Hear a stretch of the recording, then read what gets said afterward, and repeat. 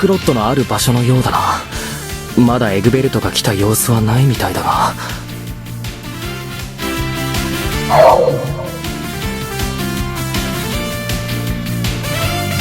禁断の地を犯す者よ、速やかにここを出て行け。ここは何人も犯してはならぬ聖地である。あえて立ち入るならばその命ないものと思え。こいつらは古代のガーディアン、ダークロッドを守る者。それでエグベルトも手が出せなかったのかしら。さーてな、この程度で諦めるようなやつじゃねえと思うが。とにかくエグベルトが来る前にロッドを取っちゃおう。油断するんじゃねえぞヘイン。相手は古代の魔法生物だぜ。気を抜けばこっちがやられる。ジェシカは下がっていてください。危険です。確かに今の私は以前ほどの魔力を取り戻してはいません。ですがあなた方を魔法で援護するくらいの力はあります。見ていてください。